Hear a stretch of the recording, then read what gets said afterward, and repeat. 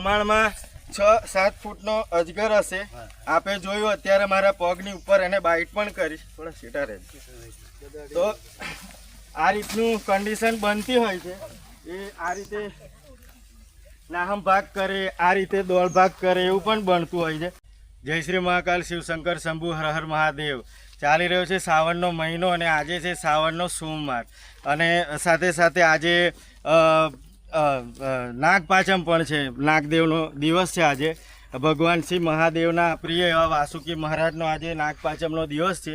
તો અત્યારે આ બાટું છે, બાટાની અહીંયા આગળ બાટું કાપવાનું કામ ચાલી રહ્યું હતું અને બાટું કાપતા કાપતા આમ નજીક જતાં જતાં એમણે અહીં જે કોઈક બાટું કાપતા હશે એમણે દેખાઈ ગયો છે અજગર. તો અજગર બેઠેલો છે અહીંયા ગાડી. તો વિડીયોમાં બન્યા રહેજો અને વિડીયોને પૂરેપૂરો જોજો.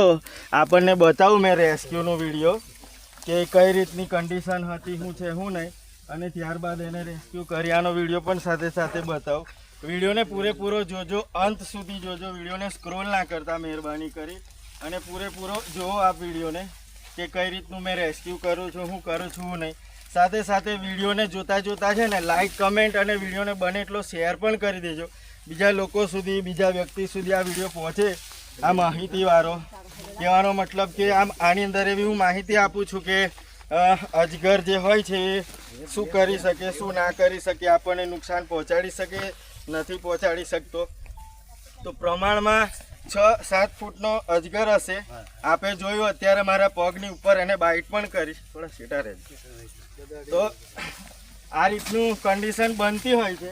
એ આ રીતે નાહમ ભાગ કરે, આ રીતે દોડ ભાગ કરે, એવું પણ બનતું હોય છે. આ રીતે મોટો હોય પ્રમાણમાં તો આવું બને.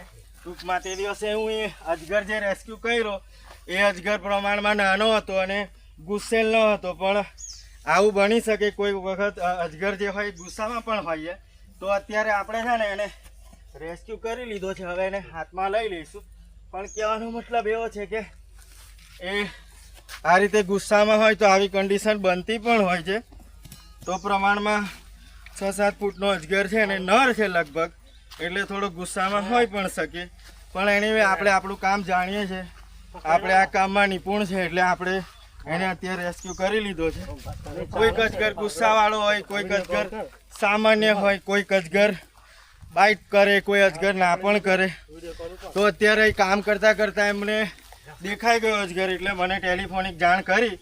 એટલે હું અહીં પહોંચી અને સીધો એને કોઈ પણ જાતનું નુકસાન ના થાય એ રીતે એને રેસ્ક્યુ કરી લીધો. અત્યારે એને મને અહીંયા ગાડી બાઇટ કરી, પણ જીન્સનો પેન્ટ પહેરેલો હતો એટલે ટાઈટ છે, એટલે મને કંઈ નુકસાન નથી થયું. પણ કહેવાનો મતલબ એવો છે કે ગુસ્સામાં હોય તો બાઇટ કરી પણ શકે છે, એવું બને.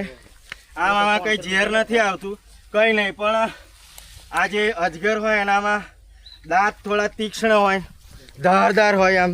એટલે આપ જોઈ શકશો વિડીયોમાં આ રીતે ચીરી પણ નાખે, આપ જોઈ શકો છો. જોઈ શકતા હશો આપ. તો આ ઘાસની હાલત આપ જોઈ શકતા હશો. એટલે આના અડપલા ના કરવા જોઈએ. અમે આ કામમાં નિપુણ છે, આ કામ અમે જાણીએ છીએ અને હું છેલ્લા 28 વર્ષથી આ કામ કરી રહ્યો છું. એટલે આ કામમાં મને મહારત હાસિલ છે, નિપુણતા હાસિલ છે કે કોઈ પણ જાનવરને નુકસાન ના થાય રીતે અમે રેસ્ક્યુ કરી લેતા હોય. બીજું કે એના દ્વારા આપણને નુકસાન ના થાય એવી પણ આપણે તકેદારી રાખતા હોય છે. બટ એનીવે આપણે રેસ્ક્યુ કરી લીધો. બહુ મોટો નથી, પ્રમાણમાં નાનો છે, પણ નર છે એટલે કદાચ થોડો ગુસ્સામાં હોય પણ શકે.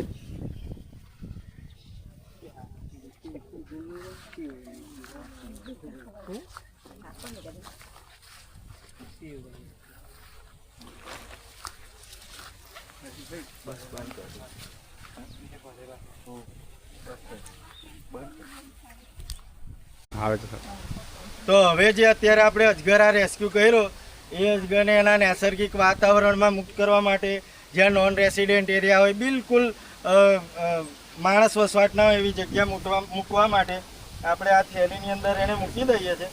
ત્યારબાદ એને એના નૈસર્ગિક વાતાવરણમાં મુક્ત કરવા માટે આપણે જઈશું.